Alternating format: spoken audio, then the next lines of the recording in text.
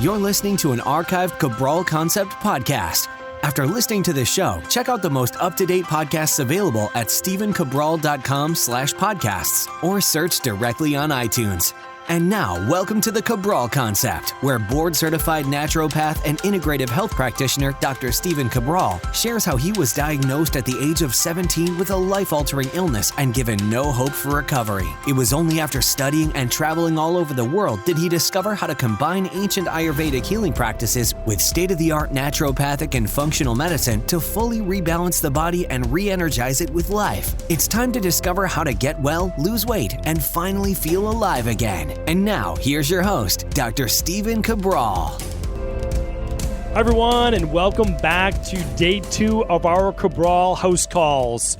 Yesterday, we answered so many of our community's questions. It was great to be able to connect with people all over the world, even if it was just through reading their question that have come in through Ask Cabral. So excited to be able to answer those questions and get through many more today. Thank you for joining me today. Always happy to have you with me. Excited to be able to do our weekend Cabral Concept shows that we affectionately refer to as the Cabral House Calls, where I'm essentially coming into your home, hopefully being able to give you that place to start. You know, it's like, I'm dealing with this symptom. What do I do? Which lab should I run? What protocol should I do? What I might have missed? What's my doctor not looking at? And I'm just trying to offer my experience, my viewpoint, and I do hope that that gets you started to being able to get well, to losing the weight, and to living the life that you've always wanted. That's what this is all about. I thank you so much for joining me. And what we're going to do right now are get into some new questions. These new questions came in on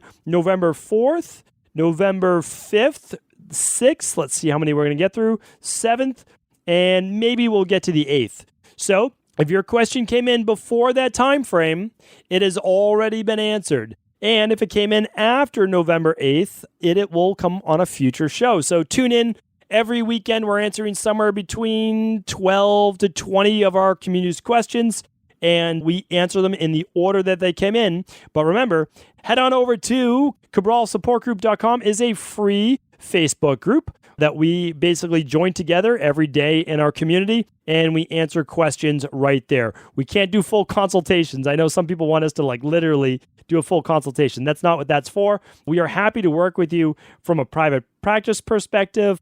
We offer all of the at-home lab tests right at equilibriumnutrition.com, protocols over there. We have the free podcast every day. We have the rain barrel effect, which is basically how I practice medicine. So I believe that there's something for everyone, and we're always happy to help get you started and moving in that right direction. Okay, first up is Alysia, Alysa. Let's go with Alysia. I currently have Candida Overgrowth. I fit all of the symptoms for it, and it seems to be getting worse. I've started a Candida diet, meaning I've taken away most carbs and other vegetables, and I've been feeling better, but I fear this is not enough to help with the overgrowth. I still feel many of the symptoms. I was thinking about getting the Candida Overgrowth supplement protocol. I did my research to try to look at the supplements. I have an allergy to flowers. I am a naturopathic medical student, and I can't even enjoy some of trying homeopathy or drinking most teas. I noticed that your supplements provide ingredients that I would have an allergic reaction to. In that case, what would you recommend doing? Here's part of the issue. When you have an allergy to certain flowers or flowering plants, such as ginseng that you named, oftentimes it's because of an imbalanced microbiome. Keep in mind, I was referred to as bubble boy. I literally had to live in a bubble. My allergies were so bad. There's no exaggeration. I couldn't leave the house. So technically, it would not be necessarily a bubble, but I had to live in my house because my allergies were so bad. And also, I would react to a lot of herbal-based supplements. So I totally understand where you are coming from. And what I would say is please listen to my podcast on how to get rid of Candida Overgrowth. Please listen to a specific podcast called Why Candida Diets Don't Work, and I broke down all of that.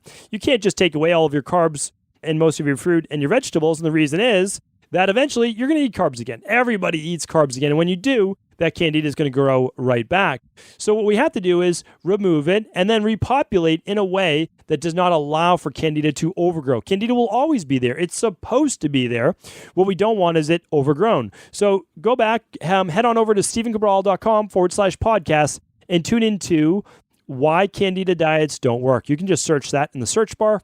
Again, there are other products such as citricidal. We have all of these, and you can just substitute things. But really, if your Candida overgrowth is that bad, I can't recommend enough working with a local naturopathic doctor, functional medicine doctor. I know you're a naturopathic medical student, which is phenomenal, but you could also work with our team if you wanted to. And we would take you through that. We would do the substitutions. But this is pretty tricky, right? Because I don't know what you're reacting to. So I would be remiss if I were to give you any recommendations that you could have an allergic reaction to. But, again, you can look at things such as caprylic acid you wouldn't have an allergic reaction to. You may have an allergic reaction to oregano oil. I don't know. Citricidal, you probably wouldn't, but again, I don't know. So that's why it's hard for me to make those recommendations. But of course, you could still use the Saccharomyces boulardii. You could still use the biofilm disruptors. So you're not going to make that many substitutions. You're honestly just making substitutions for a few of the ones, such as the Candida support and Candida complex. So hopefully that helps. Nikki's up next. Hello, my partner suffers from severe reflux and heartburn. Over the past 2 months, he's had flu-like symptoms and been advised that he may have issues with his thyroid. He also figured out that he's gluten intolerant. It's hard to know which tests he should take. It would also be good to get an overview of everything. Can you advise what test would be best for him? Sure. So someone with acid reflux, right out of the gates, no doubt about it, I'm running my gut-based test. So I'm running in this order: organic acid test, stool test, food sensitivity test. All right, food sensitivity tests will tell you if he's reacting to a inflammatory reaction from IgGs. I've done many podcasts on this. You can go back to stephencabral.com/podcasts and type in food sensitivity, and you'll see a bunch of shows there. You can also ask which shows at cabralsupportgroup.com. The reason with the organic acids test is we want to look for Candida overgrowth, for poor digestive issues, and then we do the stool test because we want to find out if he has H. pylori, which could be causing the acid reflux and heartburn. So that's what we would do. We would most likely couple that, depending on what we find, with a 21-day detox. Ours is the Dr. Ball detox. You're welcome to use a functional medicine detox in the same way. That includes an elimination diet, so you'd be getting a lot of those results as well. And then go back to stephencabral.com/podcasts and just type in acid reflux, type in heartburn, and type in GERD, and you will see many previous house calls answered with what to do there as well. Okay, Lisa's up next.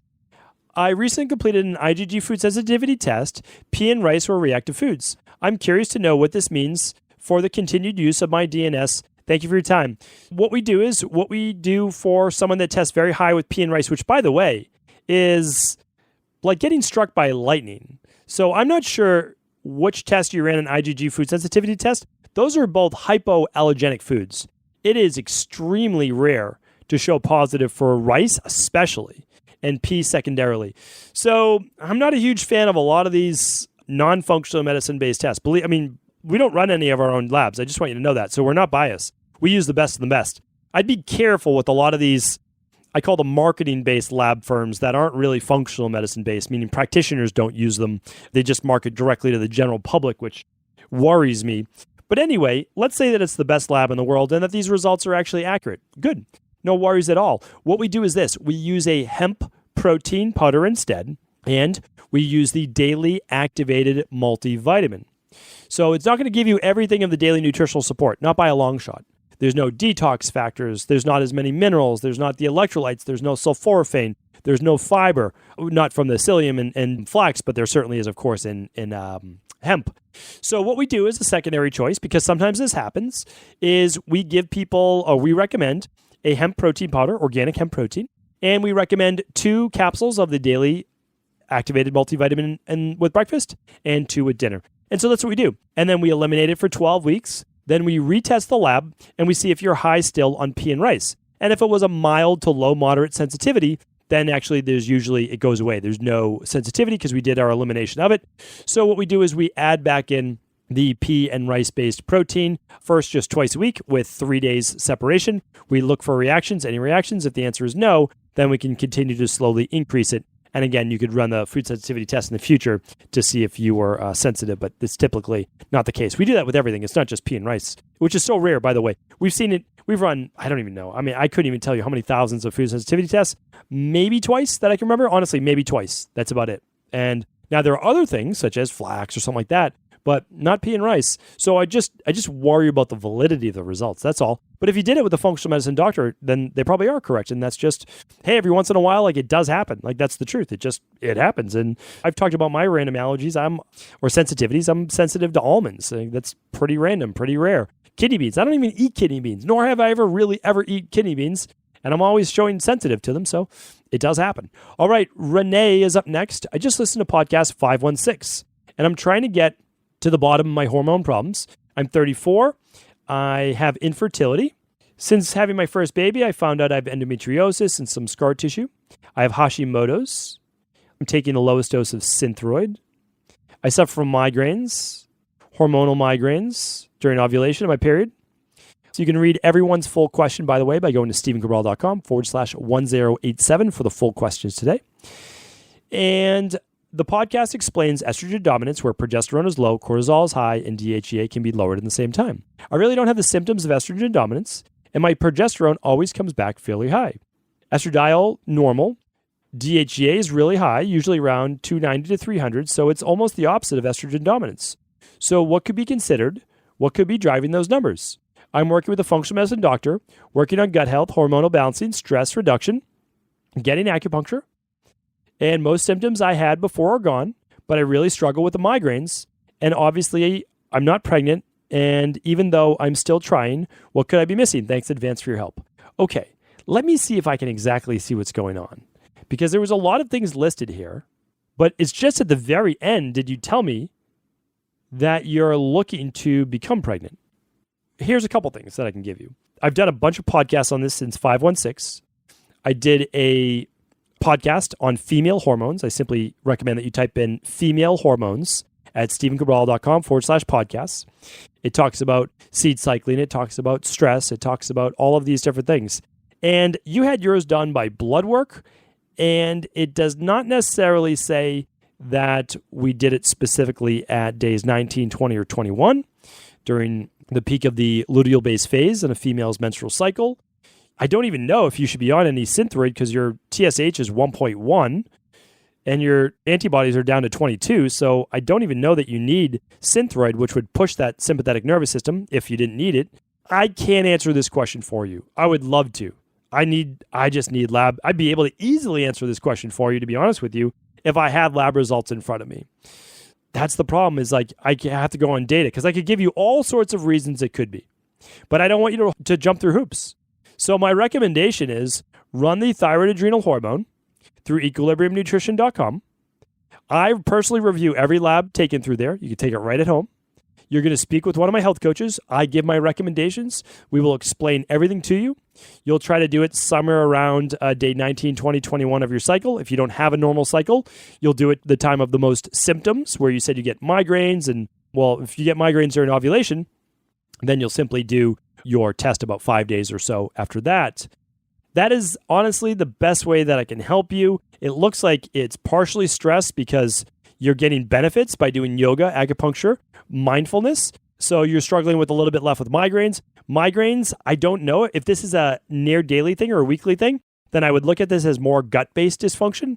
I would look at it, remember you had Hashimoto's, which most likely means you had some type of intestinal permeability. So I would run the organic acids test, possibly the stool test. We'll use an elimination diet with you. We'll do a detox with you, and then we'll rebalance the hormones depending on what we find, since we didn't talk about cortisol as well. And cortisol simply could be on the higher end, and that would be a good enough reason. I wish I could help more. I really do want to be able to help more, but it's just not enough data points for me. So at least that's a place to get started. All right, Emerald is up next. Hi, Dr. Brawl. I heard your podcast with Melissa Ambrosini about pre- and postnatal. I exclusively breastfed for the first 6 months, and I introduced formula during the day when I went back to work. My postpartum anxiety didn't kick in until 3 months after, when my daughter was around 9 months old. I continued to breastfeed until 21 months, but I felt an enormous amount of guilt around using formula. I've seen a psychologist and since August been having irregular sleep and insomnia. Some days are better than others. When I listened to the podcast yesterday, I felt an enormous amount of guilt that I used formula from 6 months onwards. Do you think insomnia is related to this past issue, or could it be something new? Emerald, thank you for writing in. I do appreciate this, and I want to be sensitive around this topic because I would never want to infer that a child should only be best breastfed and not use formula, especially by a mom that can't have the time or is allowed the time at work to pump, or that she just literally can't because of either a biomechanical issue with breastfeeding, lactation blockage, etc. There could be numerous reasons, right? So my job is simply to help women to the best of my ability and support you however you need it.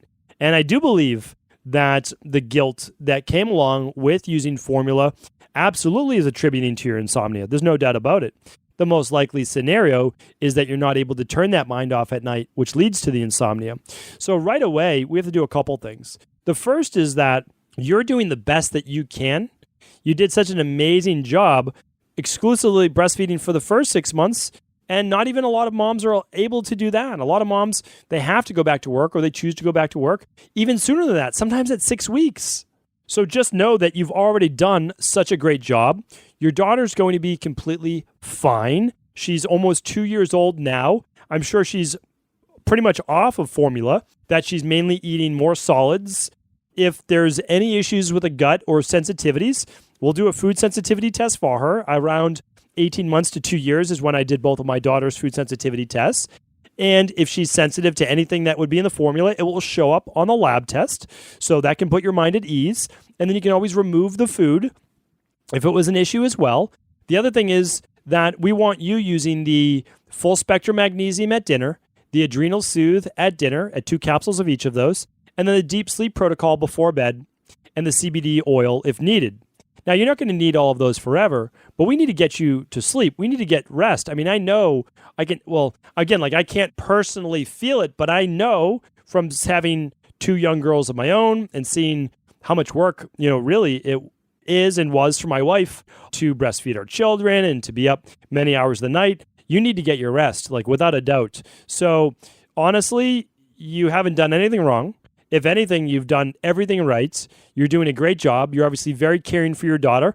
Use this as just an experience to learn from, take from, grow from, and that's it. And so if there's any digestive issues, I'm sure there's not, but if there is, we'll help your daughter as well. So, just let us know how we can help. You can do a lab through equilibriumnutrition.com. You can find a local practitioner locally that does food sensitivity testing, and they'll do an IgG test, not just an IgE, but IgG.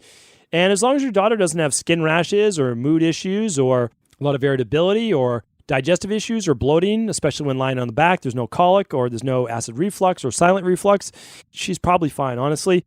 Well, let's get you healthy, and your daughter's going to be weaning off any type of breastfeeding or formula now anyway. So hopefully that's helpful. All right, let's take another question, and it's from Louisa. Hi, Dr. Cabral. I'm from Melbourne, Australia. I want to ask you about my fiance. He was diagnosed in 2009 with Crohn's disease from a biopsy. Medication and steroids helped him for 5 years. Then started going downhill with flare-ups, hospital visits, morphine, etc. Started a biomedication called Humira injections in the belly button area fortnightly. Still pain and flare-ups on and off. 2016 had surgery to remove 20 centimeters of the small intestine, 15 centimeters of the large intestine. He did IgG testing. He cut out gluten and dairy eventually. Been seeing a naturopath, taking some zinc and magnesium, but we need to look deeper into what's going on. Maybe he'll be able to help him. He has allergies, runny nose, fatigue, lethargy, the list goes on. I love him to bits, just want to help him, feel his absolute best. Don't know what to do that would affect his Crohn's. He's still on Humira injections, immunosuppressant. I would love to get some guidance, energy to help him, and currently reading The Rain Barrel Effect and love it. All right. Well, if you're reading The Rain Barrel Effect, Louisa, you know what's going on. So the problem is people with Crohn's disease, colitis, IBS, all the issues with digestion. How doctors to this day are not telling people to eliminate at least the big 5 food sensitivities is beyond my wildest understanding and comprehension. Because most likely, again, nothing we can do about it now. We all live and learn, right? I had my tonsils removed. I had my adenoids removed. They went a second time to scrape my adenoids. I've had all sorts of different issues, right? And my doctors didn't know. It is what it is. But most likely, your husband suffers from internalizing some stress, sensitivities to dairy and gluten for many, many years, possibly even eggs, but we have to test him for those types of things. And he has massive amounts of intestinal permeability, leaky gut, Most likely he's been on antibiotics when he was younger. That allowed for some type of bacterial overgrowth, most likely Candida overgrowth because he has allergies, he's run down, he's lethargic, he has a stuffy nose. I mean, that's like hallmark of Candida overgrowth. So what do? Well, we ship labs to Australia, but again, you don't have to work with us. If you have a great naturopath, then good. Work with a great naturopath. I'm totally fine with that. But have them run an organic acids test, have them run a stool test, have them run a thyroid adrenal hormone, and if they can, run a hair tissue mineral analysis and omega-3 test as well. That's our big 5. That's in addition to your food sensitivity. If you run those, you'll find everything that you need. But I'll tell you right now, most likely he's going to need to do the Candida and bacterial overgrowth protocol. Then he's going to have to follow it up with the heal and seal protocol to make sure we seal up the gut wall. We're going to do an elimination diet.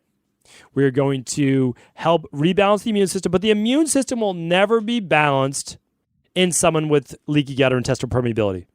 It can't. That's what conventional medicine is missing. If your intestines are constantly leaking proteins from each meal into your bloodstream, your body will constantly be inflamed, flared up, and have a heightened immune system. Humira as well is a very powerful and, in my opinion, not an ideal drug to be using. It shuts down certain parts of the immune system, which leaves you susceptible to other diseases of the body. So I gave you my recommendations. You did the first test, which is great. You did the IgG food sensitivity test. Now it's time to move on. We need to go deeper.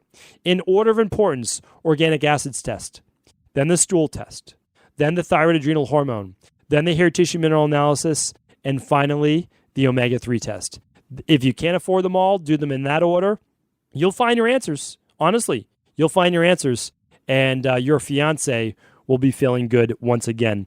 Thank you, everyone, for tuning into another episode of the Cabral House Calls, our weekend shows where we try to get back as much as we can, answer our community's questions, and I truly appreciate you for being a member of this community, for all of, hopefully, the people you've passed on the podcast to, any reviews you've left on iTunes, etc. Thank you so much. Have an amazing rest of the weekend, and tomorrow I'll be back with our Mindset and Motivation Monday. Stay tuned.